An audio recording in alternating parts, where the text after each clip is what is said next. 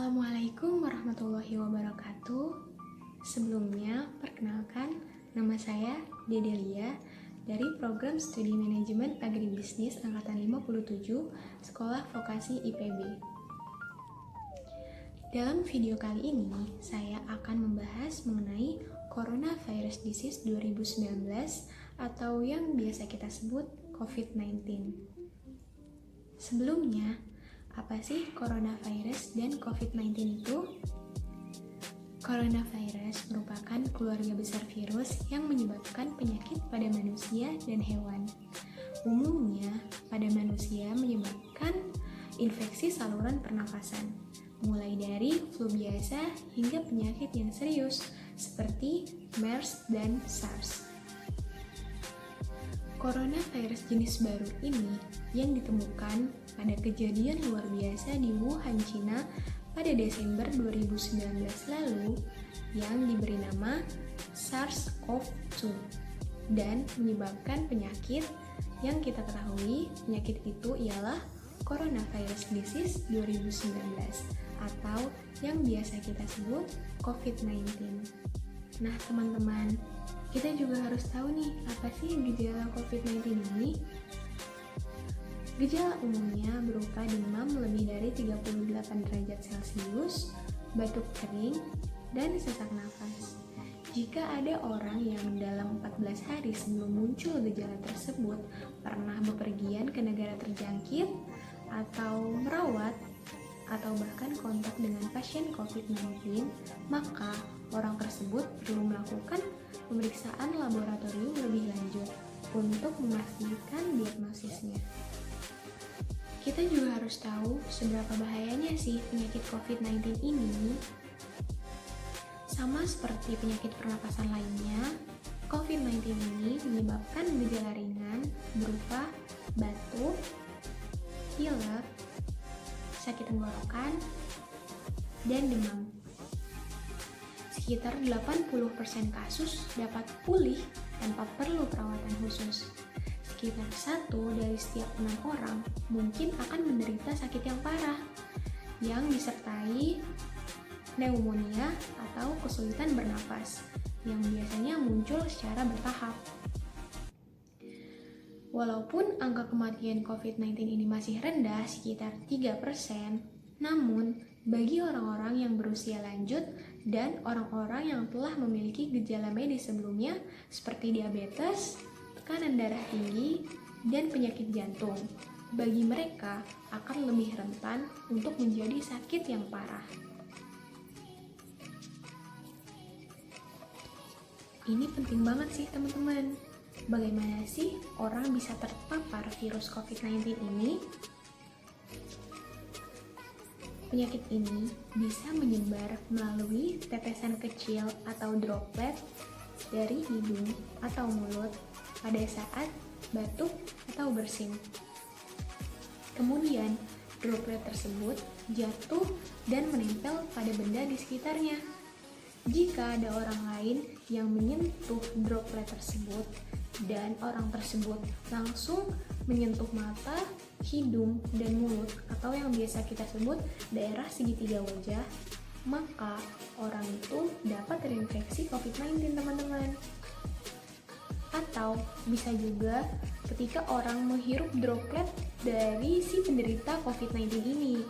Nah, makanya itu sebab mengapa sangat penting untuk kita menjaga jarak kurang lebih 1 meter dari orang yang sakit maupun orang yang belum muncul gejala apapun. Dan tidak lupa juga kita harus memakai masker. Sampai saat ini, para ahli masih menyelidiki jenis sumber, jenis paparan, serta jenis penularannya. Tetap pantau terus informasi yang tepat dan akurat untuk mengetahui perkembangan penyakit ini. Oke, ada yang gak kalah penting nih teman-teman. Kita juga harus tahu bagaimana cara mencegah penularan virus COVID-19 ini. Ada beberapa cara untuk mencegah penularan virus ini.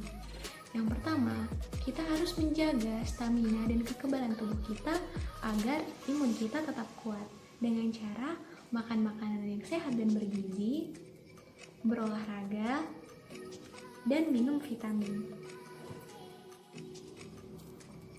Yang kedua, jangan lupa selalu mencuci tangan dengan sabun. Dan jika bepergian, jangan lupa selalu membawa hand sanitizer. Karena sekitar 90% penyakit ini bersumber dari tangan kita. Karena itu sangat penting untuk kita agar selalu menjaga kebersihan tangan. Ketiga, ketika batuk dan bersin, jangan lupa tutup hidung dan mulut Anda menggunakan tisu atau menggunakan lengan bagian dalam. Seperti ini teman-teman. Itu baru benar, bukan seperti ini. Itu salah. Yang keempat, hindari menyentuh area mata, hidung, dan mulut atau daerah segitiga wajah sebelum kita mencuci tangan menggunakan sabun atau memakai hand sanitizer. Karena mungkin tangan kita telah menyentuh benda yang terkontaminasi oleh virus COVID-19 ini.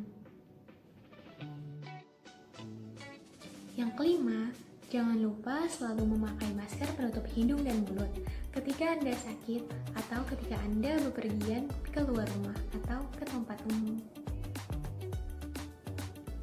Yang keenam, hindari bepergian keluar rumah jika Anda merasa sakit, seperti batuk, demam, dan sulit bernafas. Hubungi petugas kesehatan terdekat dan mintalah bantuan mereka. Sampaikan kepada mereka apa saja yang Anda rasakan dan apa saja gejala yang muncul dalam diri Anda. Yang terakhir, selalu pantau perkembangan terkait virus COVID-19 ini melalui sumber resmi dan akurat.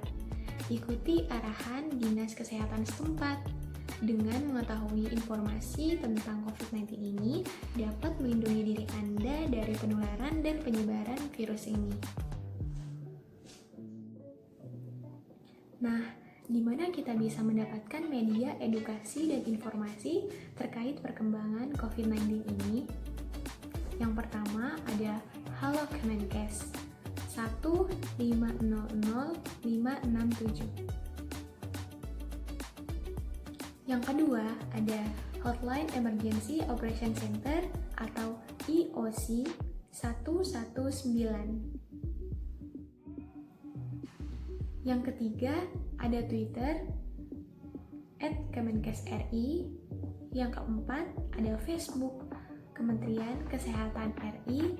Yang kelima ada Instagram @kemenkes_ri. Dan yang terakhir ada website. Yang pertama www.who.int dan sehatnegeriku.kemenkes.go.id. Oke teman-teman, segitu dulu aja video pembahasan aku kali ini mengenai COVID-19. Apabila ada kekurangan mohon dimaafkan dan thanks for watching. Wassalamualaikum warahmatullahi wabarakatuh.